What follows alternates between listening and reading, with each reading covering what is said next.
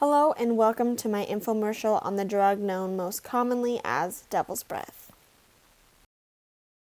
So what is devil's breath? Its scientific term is scopolamine, and it is mainly produced in Colombia from the seeds of baruca trees, which is pictured here, and then from there it is milled into a very fine white powder, and actually despite its name, it is often prescribed as an over-the-counter medication by doctors.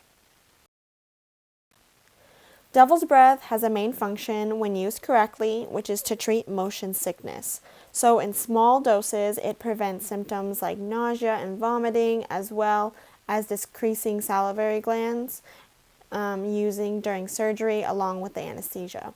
It also treats stomach and intestinal problems and muscle spasms as well.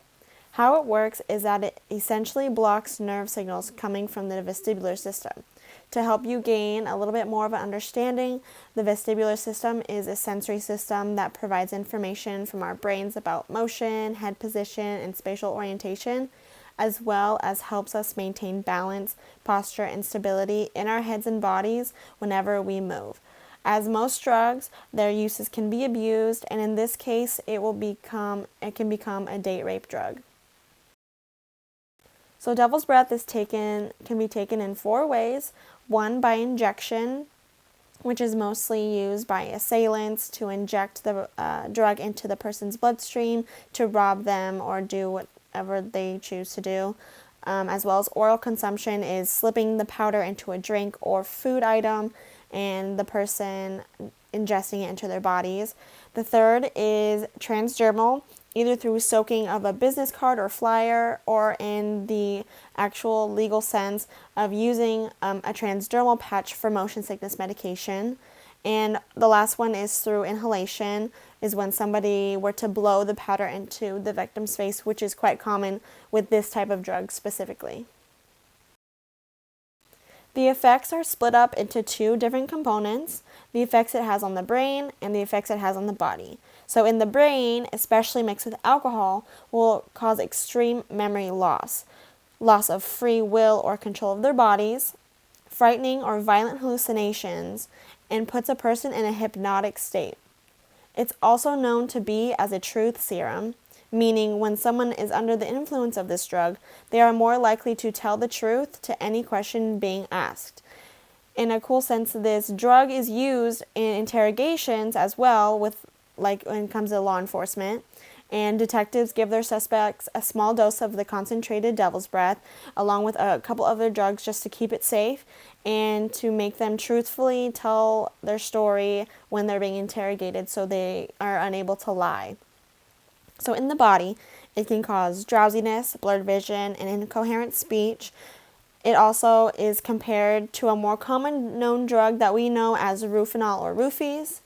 And the craziest part about this particular drug is that once it wears off, it becomes completely untraceable in the system, as well as the user not having any recollection of what happened in the time frame they were under the influence of this drug. Devil's breath as a date rape drug has very interesting and often terrifying effects to its victims. Since the drug is odorless and tasteless, it's very hard to tell if someone has slipped it into your drink or food item. Within minutes, the effects work and the user goes into what they call a zombie-like state. In some cases, attackers who want to rob their victims will blow the drug in the victim's face with a straw or even soak it into business cards, flyers, brochures, things like that, and give it to you. And since, like I said, the drug is transdermal, which means it can be soaked into your bloodstream through your skin, and once that has soaked and has touched your fingertips, the drug will already be processed into your system. So overdosing on devil's breath is lethal to the human body. In large portions, a few statistics and trends that are seen throughout the world show that there are 50,000 hospitalizations each year due to scopolamine in Colombia, and most cases occur either in nightclubs or bars, which is not new information. It's a pretty common trend around the world. An interesting one is that in Colombia, particularly, young women are more likely to use this drug to rob wealthy men, and not the other way around. Also in Paris, more elderly people are being targeted and robbed by a particular Chinese gang where they are essentially robbed and they get the drug blown into their faces. Also in Colombia, as well as in the US, scopolamine may be laced with some other drugs, creating worse effects and perhaps even lethal effects. So how can you play a role in preventing a date rape? Get the person out of the situation. If you see someone seeming uncomfortable or not feeling so well, get the person out of the situation. Also ask them if they feel like they're in danger. Try to get somebody involved as well, like the staff or the authorities, who are more likely to step in if needed, as well as strength in numbers. So to get the situation under control, get other people who can stand behind you and support you when trying to get another person out of a bad situation. So how to lower your risks of getting hit with this type of drug: never leave a food or drink unattended. Do not attempt food or drinks from a stranger. Travel in large groups when possible, and always check the State Department's crime and safety warnings when traveling in another country. That is very crucial because not a lot of people do that.